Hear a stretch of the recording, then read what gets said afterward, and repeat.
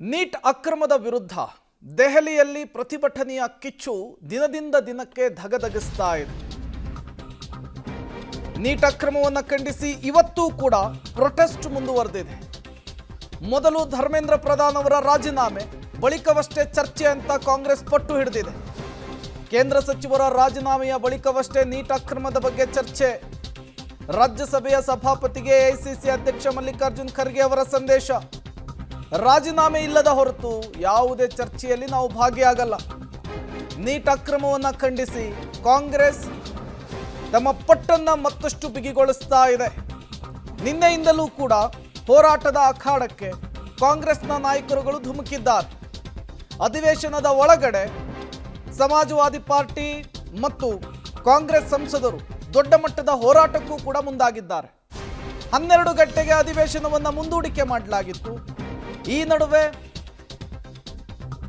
ಸಭಾಪತಿಗಳು ಚರ್ಚೆಗೂ ಕೂಡ ಅವಕಾಶವನ್ನು ಕೊಡೋದಾಗಿ ಮಾತನಾಡಿದ್ರು. ಈಗ ಕಾಂಗ್ರೆಸ್ ತನ್ನ ಪಟ್ಟಣ ಬದಲಿಸಿದೆ.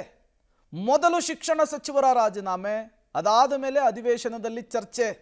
ಇಲ್ಲದಿದ್ದರೆ ನಮ್ಮ ಹೋರಾಟವನ್ನು ಮುಂದುವರಿಸ್ತೇವೆ ಅನ್ನುವಂತಹ ಮೆಸೇಜನ್ನು ಸ್ಪೀಕರ್ಗೆ ಕೊಡುವಂತಹ ಕೆಲಸವನ್ನು ಮಾಡಿದ್ದಾರೆ. ಅಲ್ಲಿಗೆ ಕಾಂಗ್ರೆಸ್ ನಡೆಸ್ತಾ ಇರುವಂತಹ ಹೋರಾಟ ಅಧಿವೇಶನದ ಒಳಗೆ ಮತ್ತೊಂದು ಹಂತವನ್ನು ತಲುಪುವಂತಹದ್ದು ಸ್ಪಷ್ಟವಾಗಿ ಗೋಚರವಾಗ್ತಾ ಇದೆ. ರಾಜೀನಾಮೆಯ ಹೊರತು ಯಾವುದೇ ರೀತಿಯ ಚರ್ಚೆಯಲ್ಲಿ ನಾವು ಭಾಗಿಯಾಗಲ್ಲ ಅಂಥೇಳಿ ಕಾಂಗ್ರೆಸ್ ತಿಳಿಸ್ತಾ ಇದೆ.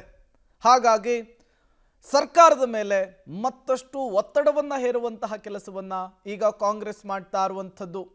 ಮೊದಲು ರಾಜೀನಾಮೆ, ನಂತರ ಏನಿದ್ರು ಚರ್ಚೆ ಅಂಥೇಳಿ ಕಾಂಗ್ರೆಸ್ ತನ್ನ ಪಟ್ಟನ್ನು ಮತ್ತಷ್ಟು ಬಿಗಿಗೊಳಿಸಿದೆ. ಡೀಟೇಲ್ಸ್ ಅನ್ನು ಕೊಡೋದಕ್ಕೆ ಶಬ್ಬೀರ್ ಸಂಪರ್ಕದಲ್ಲಿ ಜಾಯಿನ್ ಆಗಿದ್ದಾರೆ. ಶಬ್ಬೀರ್, ಚರ್ಚೆಗೆ ಹೆಂಗೋ ಸರ್ಕಾರ ಒಪ್ಪಿಕೊಳ್ತು ಅನ್ನುವಂತಹ ಸಂದರ್ಭದಲ್ಲಿಯೇ ಈಗ ಕಾಂಗ್ರೆಸ್ ತನ್ನ ಪಟ್ಟನ್ನು ಬದಲಿಸಿದೆ. ಇದು ಸರ್ಕಾರದ ಮೇಲೆ ಮತ್ತಷ್ಟು ಒತ್ತಡವನ್ನು ತರುತ್ತಾ ಅಂತ ಹೇಳಿ? ಖಂಡಿತವಾಗ್ಲೂ ಕಾಂಗ್ರೆಸ್ ಈ ರೀತಿಯಾದಂಥ ಒತ್ತಡವನ್ನು ಸೃಷ್ಟಿಸುವಂಥ ದೃಷ್ಟಿಯಿಂದಲೇ ಈ ಹೇಳಿಕೆಯನ್ನು ಕೊಟ್ಟಿರುವಂಥದ್ದು. ಮೊದಲು ರಾಜೀನಾಮೆ ಪಡೆಯುವಂಥದ್ದು ಈಗ ಸರ್ಕಾರದ ಮುಖ್ಯ ಉದ್ದೇಶ ಆಗಿರುವಂಥದ್ದು. ಒಂದು ಕಡೆಗೆ CJP, ಮತ್ತೊಂದು ಕಡೆಗೆ ಕಾಂಗ್ರೆಸ್ ಪ್ರತಿಭಟನೆಗಳೇನು ಮಾಡ್ತಾ ಇದ್ದಾವೆ. ಈ ಪ್ರತಿಭಟನೆಯ ಮೂಲ ಉದ್ದೇಶ ಆಗಿರುವಂಥದ್ದು ಶಿಕ್ಷಣ ಸಚಿವರಾಗಿರುವಂಥ ಧರ್ಮೇಂದ್ರ ಪ್ರಧಾನ್ ಅವರ ರಾಜೀನಾಮೆಯನ್ನು ಕೊಡಬೇಕು ಅನ್ನುವಂಥದ್ದು. ಸೊ ಆ ರಾಜೀನಾಮೆಯನ್ನು ಪಡೆಯದೆ ಮುಂದೆ ಯಾವುದೇ ಹಂತದ ಮಾತುಕತೆಗಳಿಲ್ಲ ಅನ್ನುವಂಥದ್ದನ್ನು ಕಾಂಗ್ರೆಸ್ ಸ್ಪಷ್ಟಪಡಿಸಿರುವಂಥದ್ದು. ಮತ್ತು CJP ಕೂಡ ಇಂಥದ್ದೇ ಹೇಳಿಕೆಯನ್ನು ಕೂಡ ಕೊಟ್ಟಿತ್ತು. ಈಗ ಕಾಂಗ್ರೆಸ್ ಕೂಡ ಅದಕ್ಕೆ ಪೂರಕವಾದಂಥ ಹೇಳಿಕೆಗಳನ್ನು ಕೊಡ್ತಾ ಇದೆ.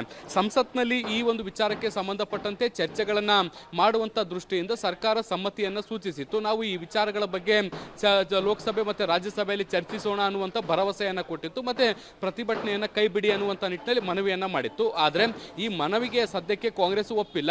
ಮೊದಲು ರಾಜೀನಾಮೆಯನ್ನು ಪಡಿಬೇಕು, ಅದಾದ ಬಳಿಕ ನೀವು ಚರ್ಚೆಗೆ ಬನ್ನಿ, ನಾವು ಕೂಡ ಚರ್ಚೆಗೆ ಸಿದ್ಧವಿದ್ದೇವೆ ಅನ್ನುವಂತಹ ಪ್ರತಿ ಕಂಡೀಷನ್ ಅನ್ನು ಹಾಕಿದೆ. ಇದಕ್ಕೆ ಕೇಂದ್ರ ಸರ್ಕಾರ ಹೇಗೆ ಪ್ರತಿಕ್ರಿಯೆಯನ್ನು ಕೊಡುತ್ತೆ ಅನ್ನುವಂಥದ್ದನ್ನು ಕಾದು ನೋಡಬೇಕು. ಕಳೆದೊಂದು ತಿಂಗಳಿಂದ ನಿರಂತರವಾದಂಥ ಪ್ರತಿಭಟನೆಗಳು ನಡೀತಾ ಇದ್ರು, ಸಾರ್ವಜನಿಕ ವಲಯದಲ್ಲಿ ಸಾಕಷ್ಟು ಚರ್ಚೆಗಳು ನಡೀತಾ ಇದ್ರು ಕೂಡ ಈವರೆಗೂ ಕೇಂದ್ರ ಸರ್ಕಾರ ಧರ್ಮೇಂದ್ರ ಪ್ರಧಾನ್ ಅವರ ರಾಜೀನಾಮೆ ಪಡೆಯುವಂಥ ಕೆಲಸವನ್ನ ಮಾಡಿಲ್ಲ. ಸೊ ಹೀಗಾಗಿ ಈ ಹಂತದಲ್ಲಿ ಏನಾದರೂ ರಾಜೀನಾಮೆ ಪಡಿತಾರಾ ಅನ್ನುವಂಥದ್ದನ್ನು ಕಾದು ನೋಡಬೇಕು. ಇಲ್ಲದೇ ಇದ್ರೆ ಈ ಪ್ರತಿಭಟನೆಯ ತೀವ್ರತೆ ಇನ್ನಷ್ಟು ಹೆಚ್ಚಾಗುವ ಸಾಧ್ಯತೆಗಳು ಕೂಡ ಇದಾವೆ. ಪ್ರೇಮ್.